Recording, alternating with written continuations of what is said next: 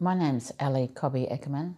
I'm a Yankunytjatjara poet from South Australia, and in the last decade I've been blessed with recognition of my poetry. It's very important to me for people to know these journeys and the emotion of these journeys, because that reflects our strength and our resilience and our right to reclaim. It was later, much later in life, I did a creative writing course at Bachelor College in Alice Springs, an Aboriginal TAFE school. It was around the time that I found my mother, and 4 years later I found my son. That 4 years was such an emotional time, such a life-changing time, an affirming time, but I had to put those emotions somewhere. So I put them on the page, and that was the start of my poetry. Because it was an Aboriginal school and I was meeting my Aboriginal family and moving further out into the desert and sitting with my traditional family, that really is the origin of my poetry, sitting in language, in the murmurs of advice from my elders that sometimes I couldn't understand. I learnt to listen with my heart and my eyes, and I hope that I've brought that to my poetry. And I hope you can see what I'm saying and that you can feel what I'm saying through my words. So I always knew I was adopted, and I had another adopted brother who was also Aboriginal. Despite all their care of us, I was really unsettled, really unhappy. Especially at high school, let me know that I didn't really fit in. So I ran away when I was 17. I ran to the desert. Somehow the desert gave me peace. Years later, when I found my mum, she told me that she'd been born at that place in the desert, born under a tree there. It had such a big impact on me that land had led me there. Later I found out there was more to my story, that my mother had made an arrangement with her cousins, that 2 uncles had gone off shearing and set up a trust fund for my care, that I would grow up in Adelaide with my auntie and uncle and my cousins. They dropped her off at Kate Cox, and they came back 5 days later to collect the mother and newborn baby. My mother wouldn't stop weeping. The sister told them there was no baby. So for many years, they assumed that I had died. As an adult, finding out that I was wanted, that I was loved, that such effort had been made to keep me in their care, was at first challenging and then very healing. It pushed out all the stereotypes, all the rubbish that I'd been told about Aboriginal people, all the rubbish I'd been told about my mother didn't want me, that she would be a drinker in the park. That was the time when finally, knowing that I was loved, I could begin to love myself. It's a really joyous adventure to begin to know who you were born to be. The old traditional people, they can see more than your physical self.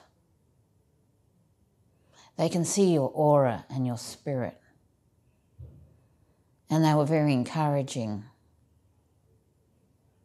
in my poetry. I think they could see the healing of it. I think when they looked in the audience and saw other Aboriginal people, they could see the healing in them too.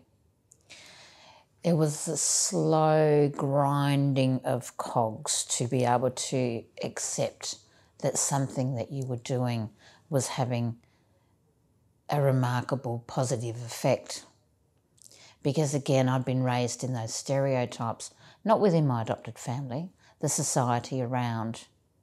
And what we hear in those younger formative years takes a long time to remove. After a few years in the desert, the Northern Territory emergency response came. It's called the intervention. So the government came in and was removing years of negotiations for self-empowerment on Aboriginal lands. And then I had the men knocking at the back door saying, Ali, we watched you in town.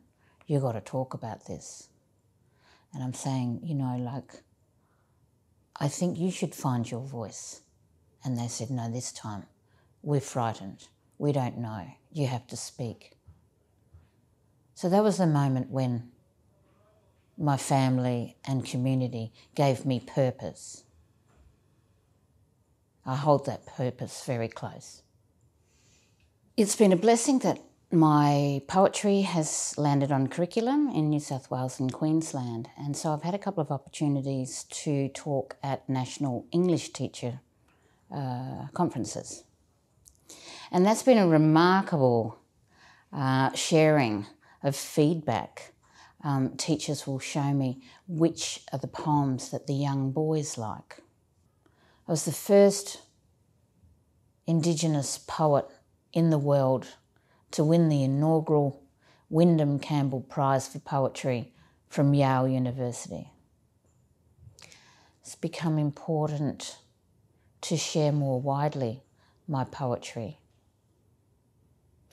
I wrote this poem in the years between finding my mother and finding my son. It's called Circles and Squares. I was born Yankunytjatjara. My mother is Yankunytjatjara. Her mother is Yankunytjatjara. My family is Yankunytjatjara. I have learnt many things from my family elders. I have grown to recognise that life travels in circles. Aboriginal culture has taught me this. When I was born, I was not allowed to live with my family. I grew up in the white man's world. We lived in a square house. We picked fruit and vegetables from a neatly fenced square plot. We kept animals in square paddocks. We ate at a square table. We sat on square chairs. I slept in a square bed. I looked in a square mirror and did not know who I was. One day, I met my mother. I began to travel.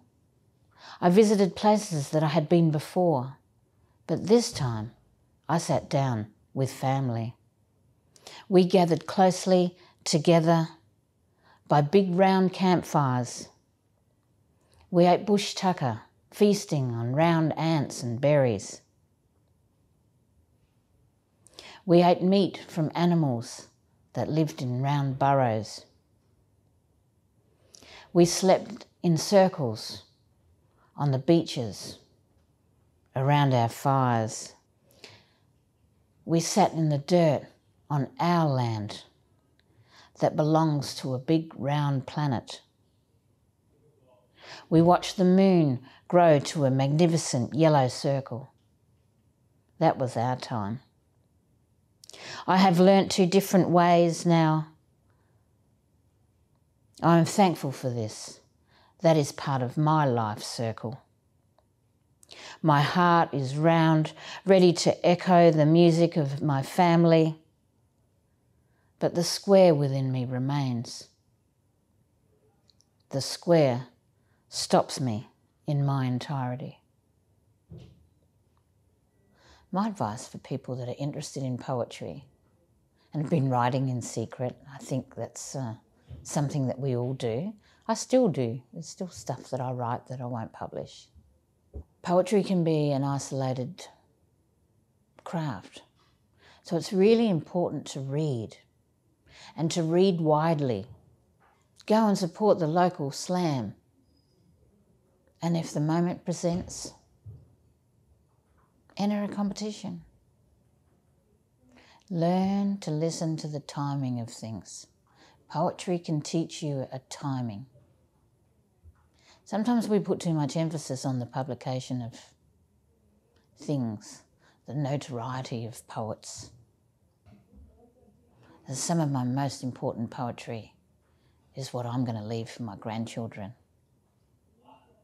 and the privacy of our relationship. Not all poetry has to be public.